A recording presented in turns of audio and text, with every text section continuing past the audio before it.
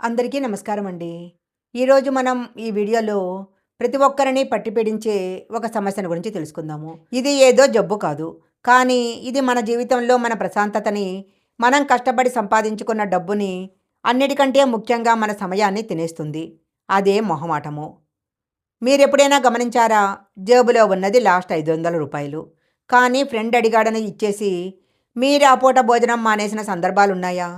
ఆఫీసులో మీ పని మీకుండగానే, కోలీగ్ తన పని మీ మీద వేస్తే నో చెప్పలేక, రాత్రి వరకు కూర్చొని చేసిన రోజులున్నాయా?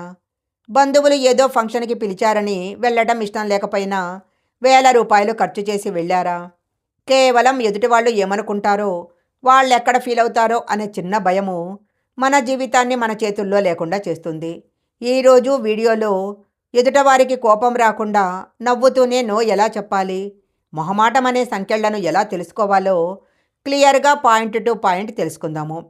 మొదట అసలు మనకెందుకు మొహమాటము? సైకాలజీ ప్రకారము దీనికి 2 ప్రధానమైన కారణాలున్నాయి. మనం నో చెప్తే ఎదుటవారు మనల్ని దూరం పెడతారేమో, మన ఫ్రెండ్షిప్ పోతుందేమో అనే భయము. చిన్నప్పటి నుంచి మనకు పెద్దవాళ్ళు నేర్పిస్తారు అందరికీ సహాయం చేయాలి అని. కానీ సహాయం చేయటం వేరు, మనల్ని మనం ఇబ్బంది పెట్టుకొని బలి అవ్వటం వేరు. గుర్తుపెట్టుకోండి, నో చెప్పటం అంటే ఎదుటి వ్యక్తిని తిరస్కరించటం కాదు, వాళ్ళు అడిగిన రిక్వెస్ట్ని మాత్రమే తిరస్కరించటము. ఈ చిన్న క్లారిటీ మీలో ఉంటే సగం మొహమాటం పోతుంది. ఈ సమస్యకు సొల్యూషన్ తెలుసుకోవడానికి ముందు ఒక చిన్న కథ తెలుసుకుందాము. రవి ఒక సాఫ్ట్వేర్ ఎంప్లాయ్, నెలకు 40,000 జీతము. రవికి ఉన్న ఒకే ఒక వీక్నెస్ నో చెప్పలేకపోవటము. రవి తన చెల్లెలి పెళ్లి కోసము రూపాయి కూడబెట్టి ₹1,00,000 సేవ్ చేశాడు. అప్పుడే రవి క్లోజ్ ఫ్రెండ్ ఒకడొచ్చి, అర్జెంటుగా ₹1,00,000 కావాలి, మా నాన్నకు సీరియస్గా ఉంది, ఒక్క వారంలో మళ్ళీ ఇచ్చేస్తాను అని అడిగాడు. నిజానికి రవికి ఆ డబ్బులు చాలా ముఖ్యము. కానీ లేవు అని చెప్తే ఫ్రెండ్ ఏమనుకుంటాడో, ఎక్కడ బంధం చెడిపోతుందో అని భయపడి మొహమాటానికి పోయి తన చెల్లెలి పెళ్లి కోసం దాచిన డబ్బులు తీసి ఫ్రెండ్ చేతిలో పెట్టాడు. అక్కడితో ఆగలేదు.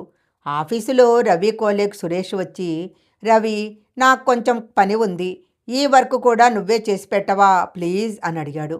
రవి ఆ రోజు వాళ్ళ అమ్మగారితో గుడికి వెళ్ళాలి అనే ప్లాన్ ఉంది. కానీ సురేష్ ముఖం చిన్నపుచ్చుకుంటాడేమో అని మొహమాట పడి సరే అన్నాడు. ఆ రోజు రాత్రి 10 గంటల వరకు ఆఫీసులో ఉండిపోయాడు. వాళ్ళమ్మ రవి కోసం ఎదురు చూసి నిద్రపోయింది. కట్ చేస్తే ఒక వారం కాస్త నెల అయింది. చెల్లెలి పెళ్లి పనులు మొదలయ్యాయి. అప్పుడు రవికి డబ్బు కావాలి. ఆ ఫ్రెండ్కు ఫోన్ చేశాడు. Switch off. ఇంటికి వెళితే తాళం వేసి ఉంది. మరొక పక్క ఆఫీసులో రవి చేసిన పనికి క్రెడిట్ అంతా కోలీగ్ సురేష్ కొట్టేశాడు. రవికి మిగిలింది కేవలం అలసట. డబ్బు పోయింది. చెల్లి పెళ్లి కోసం బయట వడ్డీకి అప్పు చేయాల్సి వచ్చింది. సమయం పోయింది. ఫ్యామిలీతో గడపాల్సిన అమూల్యమైన సమయము ఆఫీసులో వృధా అయింది. మనశ్శాంతి పోయింది. మోసపోయాను అనే బాధతో డిప్రెషన్లోకి వెళ్ళిపోయాడు. చూశారు కదా, రవి చెడ్డవాడు కాదు, అమాయకుడు. కానీ ఆ అమాయకత్వమే, అతని మొహమాటమే అతన్ని రోడ్డు మీద నిలబెట్టింది. ఇప్పుడు మిమ్మల్ని మీరు ఒక ప్రశ్న అడగండి. మీరు కూడా రవిలాగే ప్రవర్తిస్తున్నారా? ఎదుటవాడు ఏమనుకుంటాడో అని ఆలోచిస్తూ మీ జీవితాన్ని నాశనం చేసుకుంటున్నారా? అయితే ఈ వీడియో మీకోసమే. రవి లాంటి పరిస్థితి మీకు రాకూడదంటే నో ఎలా చెప్పాలో ఇప్పుడు పాయింట్ టు పాయింట్ తెలుసుకుందాము. ఎదుటవాళ్ళు ఏమనుకుంటారో, వాళ్ళెక్కడ ఫీల్ అవుతారో అనే చిన్న భయము మన జీవితాన్ని మన చేతుల్లో లేకుండా చేస్తుంది. ఈరోజు ఈ వీడియోలో ఎదుటవారికి కోపం రాకుండా నవ్వుతూనే నో ఎలా చెప్పాలి, మొహమాటం అనే సంకెళ్లను ఎలా తెంచుకోవాలో క్లియర్గా పాయింట్ టు పాయింట్ తెలుసుకుందాము. మన అందరికీ వచ్చే పెద్ద సమస్య డబ్బు. అర్జెంటుగా ఒక 10,000 కావాలి, వచ్చే నెల ఇచ్చేస్తా అని ఎవరైనా అడిగితే మన దగ్గర లేకపోయినా అప్పు చేసి ఇచ్చేస్తాము. ఎందుకంటే లేవు అని చెప్తే మనం పేదవాళ్ళు అనుకుంటారేమో అని ఒక యుగో. డబ్బు విషయంలో మొహమాటం లేకుండా ఎలా చెప్పాలంటే ఒక 3 టెక్నిక్స్ వాడండి. ఎవరైనా అప్పు అడిగినప్పుడు, సారీ, నేను ఈ మధ్య ఒక రూల్ పెట్టుకున్నా, ఫ్రెండ్స్కి డబ్బులు ఇవ్వకూడదు, తీసుకోకూడదు అని. ఎందుకంటే లాస్ట్ టైము ఇలాగే ఒక రిలేషన్ పాడైంది. మన రిలేషనే నాకు ముఖ్యము, అందుకే డబ్బులు ఇవ్వలేను అని చెప్పండి. ఇది చాలా పవర్ఫుల్. అయ్యో, నిన్ననే ఇంటి ఇన్స్టాల్మెంట్ కట్టేశాను, ఫ్యామిలీ అవసరాల కోసం ఫిక్స్డ్ డిపాజిట్ చేశాను. లేదా అయ్యో, నిన్ననే ఇంటి ఇన్స్టాల్మెంట్ కట్టేశాను, ఫ్యామిలీ అవసరాల కోసం ఫిక్స్డ్ డిపాజిట్ చేశాను. ఇప్పుడు చేతిలో లిక్విడ్ క్యాష్ లేదు అని చెప్పండి. వాళ్ళు 10,000 అడిగితే 10,000 అయితే లేవు, కానీ కావాలంటే ఒక 500 ఉన్నాయి. ఇది హెల్ప్ అవుతుందనుకుంటే తీసుకోండి అని అడగండి. దీనివల్ల మీరు పూర్తిగా మొహం చాటేసినట్లు ఉండదు. అలాగని మీ బడ్జెట్ దాటిపోదు. డబ్బు పోతే సంపాదించుకోవచ్చు, కానీ సమయము, మీ కోలీగ్ తన పని మీద చేస్తున్నాడా లేదా ఫ్రెండ్స్ అవసరమైన పార్టీకి రమ్మని ఫోర్స్ చేస్తున్నారా? ఇక్కడ మీరు వాడాల్సిన టెక్నిక్ చాలా సింపుల్. ముందు వాళ్ళని అభినందించండి. సున్నితంగా నో చెప్పండి. ఒక ఆల్టర్నేటివ్ మార్గం చూపించండి. మీ బాస్ లేదా కోలీగ్ మీకు ఎక్స్ట్రా పని చెప్తున్నారనుకోండి, అప్పుడు ఇలా చెప్పండి. థ్యాంక్ యూ సార్, ఈ ప్రాజెక్ట్ కోసం నన్ను అడిగినందుకు. కానీ ప్రస్తుతం నా దగ్గర ఇప్పటికే 3 డెడ్లైన్స్ ఉన్నాయి. వాటి వల్ల ఈ కొత్త పనికి నేను న్యాయం చేయలేను. కావాలంటే ఈ పనిని రేపు సాయంత్రం కానీ సోమవారం కానీ చూస్తాను, ఓకేనా అని అడగండి. చూసారా, మీరు తిరస్కరించారు, కానీ ఎదుటి వాళ్లకు కోపం రాదు. పైగా మీరు మీ పని పట్ల డెడికేటెడ్గా ఉన్నారని అర్థమవుతుంది. మన తెలుగు కుటుంబాల్లో మొహమాటం ఎక్కువ ఎక్కడుంటుందంటే బంధువుల దగ్గర.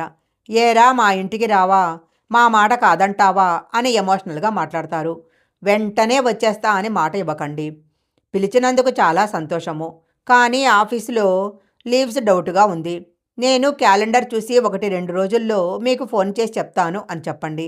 ఆ 2 రోజుల తర్వాత మెసేజ్ పెట్టండి, లేదా కాల్ చేసి కుదరట్లేదు అని చెప్పండి. ముఖం మీద చెప్పటం కంటే ఫోన్లో కానీ మెసేజ్లో కానీ చెప్పటం వల్ల మొహమాటం తగ్గుతుంది.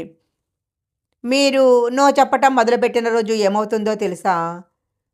ఆత్మవిశ్వాసం పెరుగుతుంది. ఎప్పుడైతే మీరు మీ సమయానికి విలువిస్తారో లోకం కూడా మీ సమయానికి విలువిస్తుంది. కేవలం మీ దగ్గర డబ్బు కోసమో, అవకాశం కోసమో, అవసరం కోసమో ఉండేవాళ్ళు వెళ్ళిపోతారు. మిమ్మల్ని అర్థం చేసుకునే వాళ్ళు మాత్రమే మిగులుతారు. అబద్ధాలు ఆడే పని ఉండదు. అప్పుల బాధ అసలే ఉండదు. ప్రశాంతంగా నిద్రపోవచ్చు. చివరగా ఒక్క మాట, మొహమాటం అనేది ఒక్క తీపి విషం లాంటిది. అది మిమ్మల్ని అందరి ముందు మంచివాడిగా చూపిస్తుంది, కానీ లోపల మిమ్మల్ని చంపేస్తుంది. ఈ రోజు నుంచి ఒక ఛాలెంజ్ తీసుకోండి. రోజు ఒక్కసారైనా మీకు ఇష్టం లేని పనికి నో చెప్పండి. చిన్న చిన్న విషయాల నుంచి మొదలు పెట్టండి. మీరు నో చెప్పినప్పుడు ఎదుట వాళ్ళు ఫీల్ అవుతారేమో అని భయపడకండి. వాళ్ళు ఫీల్ అయితే అది మీ సమస్య కాదు. మీరు నో చెప్పినప్పుడు ఎదుట వాళ్ళు ఫీల్ అవుతారేమో అని బాధపడకండి. ఫీల్ అయితే అది వాళ్ళ సమస్య, మీ సమస్య కాదు. ఈ వీడియో కనుక మీకు నచ్చినట్టయితే లైక్ చేయండి, షేర్ చేయండి. ఇలాంటి మరిన్ని వీడియోల కోసం మా ఛానల్ సబ్స్క్రైబ్ చేసుకోండి. పక్కనే ఉన్న బెల్ ఐకాన్ని యాక్టివేషన్ చేసుకుంటే మేము పెట్టే వీడియోలన్నీ కూడా మీకు ముందుగానే నోటిఫికేషన్గా వస్తాయి. మరొక మంచి వీడియో